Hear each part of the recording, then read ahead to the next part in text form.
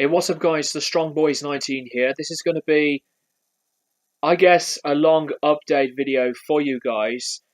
And before I jump right into it, I want to give a very quick shout out to a YouTuber called Jack Brown. And he is one of my subscribers, and his support means a lot. Thank you very much, man. And he is a music fanatic like myself. He does a lot of music related videos, CD collection updates, and also he is an original rap artist, and some of his tracks are on his channel. And he also has a Bandcamp. So if you are into uh, people's originality of rap music with personal, deep lyricism, then check out his stuff. I will leave a link to his Bandcamp and his YouTube channel in the description below, so subscribe to him. Anyway, let's get on with the update. I have quite a few piles, so the first pile that I'm going to show you, first of all, is the stuff that I got from my 24th birthday yesterday. Yeah, I'm now 24. It's just insane. And also to the people that have wished me a happy birthday on Facebook yesterday, thank you very much. So let's get started. Started with the birthday pile. Got the only CD from it, which is Ricochet by Tangerine Dream, which is one of my favourite albums from the band. And this is a part of the Tangerine Dream Definitive Edition remasters from Virgin. And I think that this is one of their best albums. And I gotta say that it's either this one or Logos that is my favourite live album from Tangerine Dream. And since they are one of my all-time favourite bands, I'm still missing a lot of their stuff. So check it out. Got two DVDs here. The first one is a show that I never knew was around in the 80s. And it is called Filthy Rich and Cat Flip, featuring Nigel Planer, Rick Mayall, and Adrian Edmondson. And I love these guys. I've seen three of them in the Young Ones, and I love Rick Mayall and Adrian Edmondson from Bottom and the Young Ones. I know that those two have made an appearance in Blackadder as well, but I'm very looking forward to check this out. This is the 25th anniversary edition, and it was written by Ben Elton, who also worked with the Young Ones and the Blackadder series.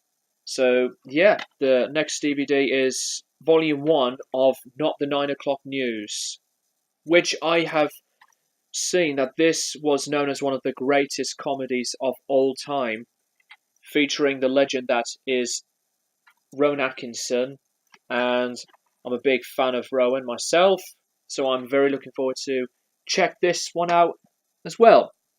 Got two records. The first one is Oasis, The Master Plan. This is a fantastic compilation of B-sides, and I've shown you guys the CD version of this before from one of my previous updates, but this sounds absolutely brilliant from start to finish.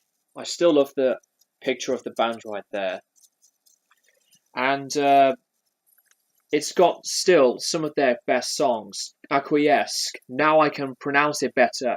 Acquiesce. One of their best songs. I love the Swamp Song. Their live version of I Am the Walrus. Rocking Chair, Half the World Away. Talk Tonight. Head Shrinker. And for me, the highlight, The Master Plan, the title track. One of Noel Gallagher's very best. But yeah, that's The Master Plan. Really, really good compilation. And the last record from my birthday pile is Brian Eno, Ambient 4 on Land. And this is a very interesting remaster because, as you can see, it's done by Abbey Road Studios, and this is the half-speed mastering pressing. And I was very curious to check out these brand newly released remasters of some of Eno's ambient albums. And I think that it sounds absolutely amazing. And this is one of my favorite albums of all time. And I'm still at the hunt for purchasing a lot more Eno albums, but I am very looking forward to check out the newly remastered 2018 versions of some of Eno's ambient albums. And I know that some of his other ones were done from Abbey Road, but this is still, to me, one of Eno's very, very best. This is a classic album, and it's just one of his ambient albums that I highly recommend. So, that is all from my birthday pile. And I have a CD pile, and the first one is Faust 4 by Faust, which is one of my top 5 all-time favourite krautrock albums, and I absolutely do love this band. And this is Faust at their very best. It's just one of these krautrock albums that I would highly recommend. Some Sonic Youth albums, got Washing Machine. I still really do love this album, and this is for me the 10 out of 10 Sonic Youth album. I mean, the Diamond Sea, still to me one of the best songs of all time. Excuse me. Next one is Dirty. Dirty is another high favourite of mine. So that is that one. And got two more. Experimental Jet Set, Trash and No Star. This is a very, I would say, very underappreciated album from Sonic Youth. But it does have some very good tracks and some that I need to, let it digest. And this is one of their 80s albums, Evolve. I think that's how you pronounce it. But this is one of their noisier rock albums, of noise rock. And I really am getting into Sonic Youth a lot more now. And this is from a band that I got into, and I think this is, for me, a krautrock classic album. This is Guru Guru with their first album, UFO. This is more of like a psychedelic, experimental jam. And I have heard some more of their albums, but I haven't got them physically yet. So this is the only Guru Guru album that I own. And this is a remaster on the Ore label, which is a very popular name when it comes to record labels that were credited in a lot of krautrock albums. So that is that one. Now on to the records that I have got since many weeks ago. And I'll start with these first two that I've bought from eBay. Two of them are Black Sabbath albums, and they are Technical Ecstasy and Never Say Die. Both of these are original UK Vertigo pressings. Technical Ecstasy. What do I think of this? I personally thought of it as a very big mixed bag at the time, a few years ago, but I really wanted to get into some of the later Sabbath stuff that was very underappreciated. So when I played Technical Ecstasy a lot more, because there were some tracks that I really did like, I got to appreciate the album more. I think it's a very good album. It does come with the lyric sheets, and it's got the famous Roger Dean artwork. So I think it's not as strong as their previous albums, obviously, but I think there are some tracks that I got to appreciate. And Storm Thorgerson did the album cover for this. This is basically two robots having sex, which is quite unusual for a Sabbath album cover.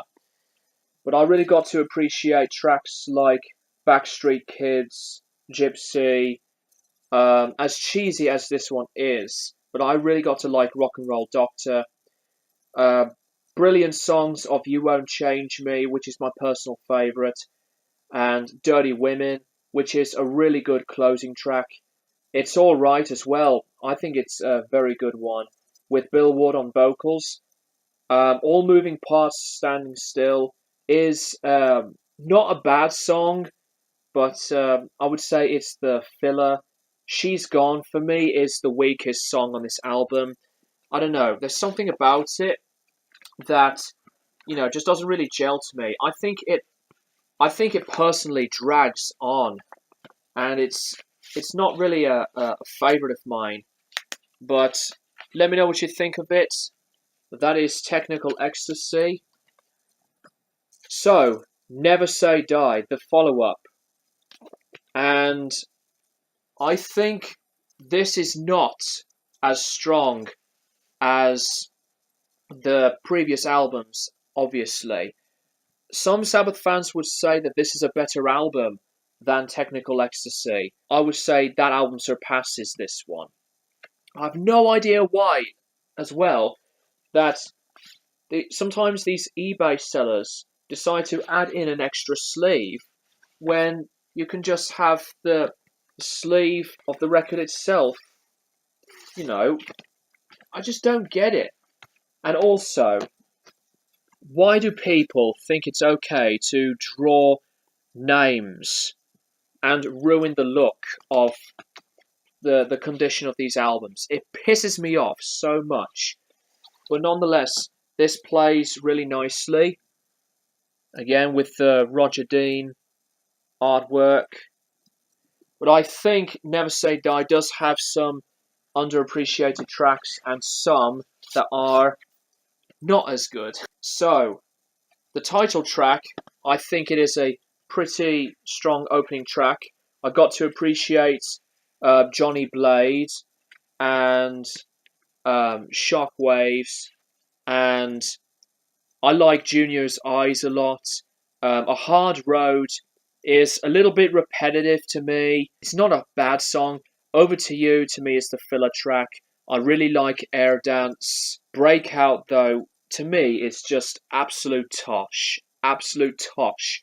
Swinging the Chain, the closing track, again with Bill Ward on vocals, is, for me, a weaker track to finish off the album. Dirty Women easily beats that song out of the water in my book. So, yeah, Never Say Die, I think it's an above average album, but I think that Technical Ecstasy beats it. This is, for me, probably the shocker of them all for this update. I explained that this album was the one that I used to hate, but I now love. Some of you may like it, some of you may disagree. Yeah. Metal Machine Music by Lou Reed. This is an original RCA Records pressing from 1975. Do I need to say anything about this? No, I thought not. Some of you may not like that whatsoever. Now, the next pile of records I have bought weeks ago from a record convention, and I know that I didn't make a video on it. I apologise, but it is what it is. I think I just pretty much forgot to make a complete video of it. But nonetheless, let's get on with the record convention pile of records. The first one is Coney Island Baby by Lou Reed, which is the follow-up to Metal Machine Music, and I think this is a very good album. I would really like to get into more of his solo stuff now, since I'm a fan of the Velvet Underground. I wasn't really sure about it at first, but needless to say, from what I've heard, if I can talk right, that I am digging his solo material. The next album is Presence by Led Zeppelin. This is an original UK pressing on the Swan Song label.